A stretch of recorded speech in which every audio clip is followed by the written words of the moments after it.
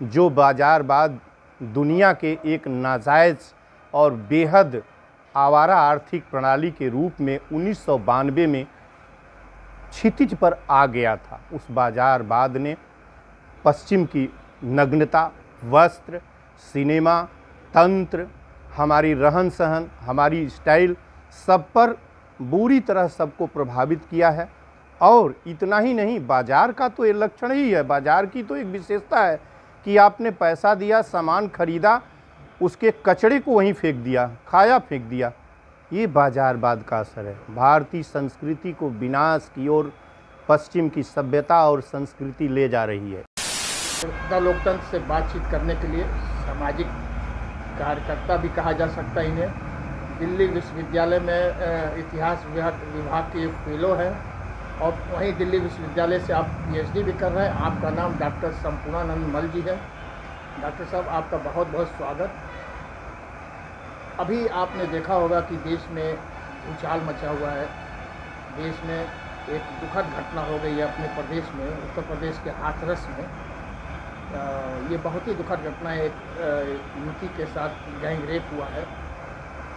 Doctor साहब, इसके पीछे मनोवैज्ञानिक कारण क्या है कि ये बलात्कार के केस कहीं न कहीं रोज़ प्रदेश में, देश में सुनने को मिल रहा है? इसके पीछे क्या कारण है? धन्यवाद द लोकतंत्र चैनल को और उनको इसलिए कि एक सामाजिक विषय को जिससे आज देश आहत है और एक बुराई को उन्होंने इस तरीके से डिबेट का विषय बनाया है।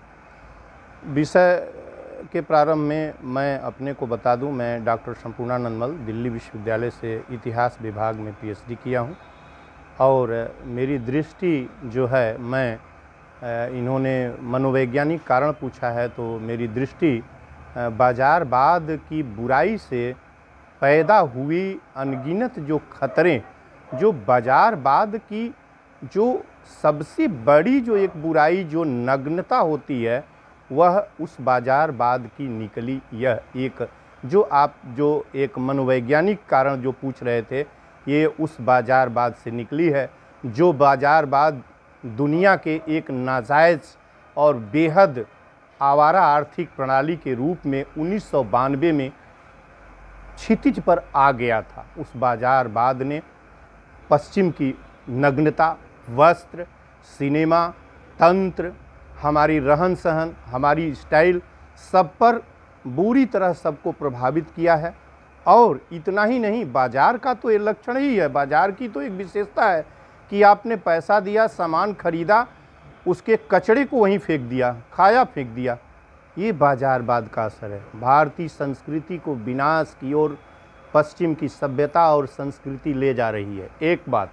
दूसरी, जो सामाजिक जो हमारा परिवेश है, मैं ये भी बहुत सहूलियत के साथ द लोकतंत्र चैनल से और सुनने वाले लोगों से भी कहना चाहता हूँ कि आखिर बात क्या है कि हम एक वर्ग विशेष और की बेटी और बहनों का बलात्कार और हिंसा किया जा रहा है। 100 यदि बलात्कार और हिंसा की केस है तो 90 एक वर्ग विशेष।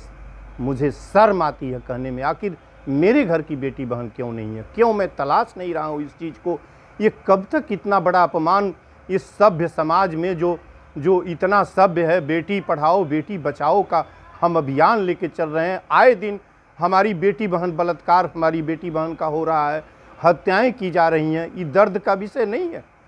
कितना बड़ा दर्द का विषय है। और विगत 30 वर्ष का फिगर देख लीजिए, वो चाहे तंदूर कांड से दिल्ली का हो, चाहे निठारी हो, तंदूर हो, निर्भया हो, एक से एक कांड होते गए। और यह हत्याएं, कितना शर्म क्या कहूँ कि इतना पतित और मूल्यहीन, चरित्रहीन।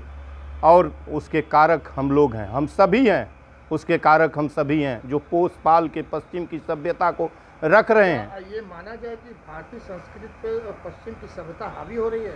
हावी ही नहीं हो रही है, उसकी पूरी तरह से क्लोन बन चुकी है। क्लोन प्रतिरूप हो गई है। आप हावी कह रहे हैं, क्या चीज़ पश्चिम का नहीं है? तलाश लीजिए ना, कौन सी चीज़ खाने पीने में आप लीजिए ना, आप मैं एक छोटा सा उदाहरण दूं कि इतिहास के पन्ने में बलात्कार और हिंसा की घटनाएं कहीं नहीं मिलेंगी। यदि बलात्कार कहीं मिल भी गया है किसी ऋचा और किसी संदर्भ में, तो हिंसा कदापि नहीं है। जिस तरीके से, और कितना पतित ये समाज है, कितना बेहद गंदा है कि जिसके साथ तुम सुख भोग रहे हो उसी की तुम गला रेत कर हत्या करते हो। आखिर ये संस्कृति आई कहाँ से है? क्या डॉक्टर साहब आपको ऐसा नहीं लगता कि शिक्षा का भी बहुत बड़ा इस प्रभाव है?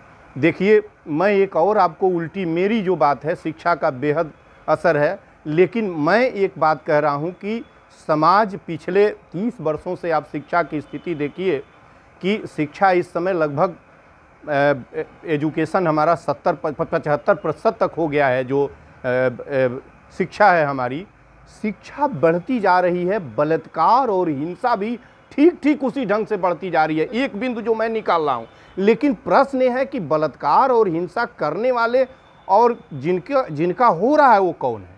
ये आप, इस पर मैं फिर उसी समाज के ऊपर जाता हूँ जहाँ बेहद शिक्षा कम है। शिक्षा किसी न किसी तरीके से शिक्षा से दूर है। और शिक्षा ही नहीं, देखिए पाश्चात्य जीवन शैली, ये इसका बहुत बड़ा दोष है। अशिक्षित व्यक्ति भी इन शिक्षा से मैं सीधा नहीं जुड़ता। जी जी डॉक्टर साहब, मैं समझ गया। पाश्चात्य शैली का क्या लोगों पर, गांव पे इसका असर हुआ है क्या? क्यों नहीं है? चलचित्र देखिए, समाचार पत्र देखिए, टीवी देखिए, ये जो मोबाइल अब गाँव तक जो पहुंच गया है, ये जो नया यूथ है जो बेरोजगार है, बेकार है, गाँव में बैठा है, मोबाइल पर एक से एक नग्नता के विषय और सब। आखिर मोबाइल, गांव में जो लड़का जो पढ़ा लिखा व्यक्ति नहीं है, मजदूर है, उस मोबाइल से जो कुछ देखता है, मैं नहीं कहता कि हमेशा वो अश्लील और गंदी चीज़ें देखता है, लेकिन ये जो प्रचार के माध्यम तीव्रता से बढ़े हैं, संचार माध्यम, इन्होंने भी नग्नता को गाँव तक और छोटे लोगों तक, बड़े लोगों तक, सब तक पहुँचाया है।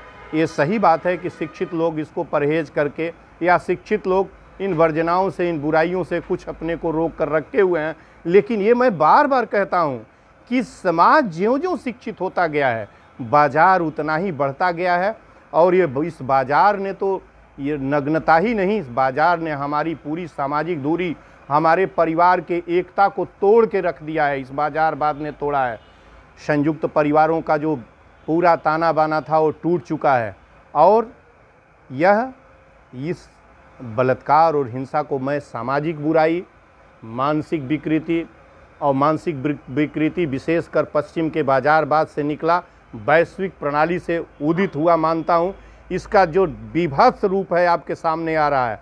आप 8 लेन 4 लेन सड़कें बना लीजिए, माल बना लीजिए, अच्छी गाड़ियों में चल लीजिए, लेकिन अमानवीय कृत्य जब तक होता रहेगा तब तक मैं इस समाज को, इस संस्कृति को, इस व्यवस्था को मैं कभी अच्छा नहीं मान सकता। इन सब घटनाओं को आप अपने नज़रिए से बताएं कि इसको रोका कैसे जा सकता है? ये दुखद घटनाएं जो हो रही हैं, इसका है क्या? बहुत छोटे छोटे 2 उपाय हैं। एक तो आप चिन्हित कर लिए हैं, आप चिन्हित कर लिए हैं। मुझे कह भी दूं कि 100 में 90 दलित और गरीब और निर्धन कुचले लोगों की बेटी बहनें हैं, मेरे घर की नहीं है, पहचानी हुई है। एक तो उनको शिक्षित किया जाए, बहुत ही आसान काम है।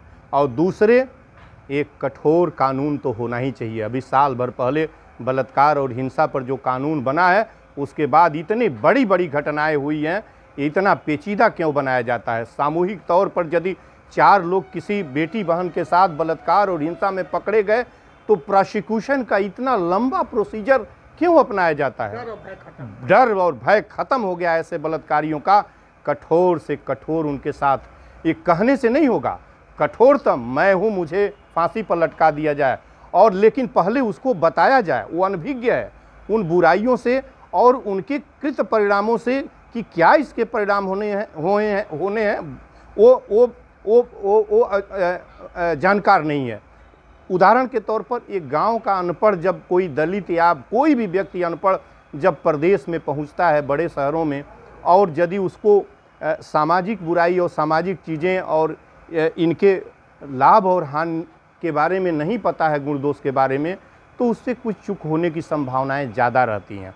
वह पाश्चात्य कड़ियों की तरफ आकर्षित होता है, लेकिन उसकी दोष क्या है उससे वो अवगत नहीं है, इसलिए कि उसमें शिक्षा नहीं है। उससे उसको परिचित बहुत आसान है, उनको हम परिचित कर दें कि नहीं ये अच्छा काम नहीं है, तुमको आपको नहीं करना है। ये बहुत सरल उपाय है। बनिस्पत बयान देने से, लंबे चौड़े बात करने से कुछ भी होने वाला नहीं है। और सख्त कानून चाहिए। यदि रंगे हाथ बलात्कार में कोई पकड़ लिया गया तो प्रोसिक्यूशन वर्षों तक चलाने की क्या ज़रूरत है। इस तरह का वो भी हत्या, एक हत्या उसने कर दिया, और कितना कितना घिनौना और पतित बात है। मैं इस पर ज़्यादा क्या कहूँ, मैं कौन सा ऐसा रास्ता बता दूं कि कल ही से रोक दिया जाए। लेकिन रास्ते हैं, कठोर कानून होना चाहिए और उनको प्रशिक्षित किया जाए जिन वर्ग से इस तरह की घटनाएं ज़्यादा हो रही हैं। धन्यवाद। डॉक्टर साहब, बहुत बहुत धन्यवाद। आपने लोकतंत्र को अपना अमूल्य समय दिया, कीमती समय दिया। आपका बहुत बहुत बहुत धन्यवाद आप सबको भी।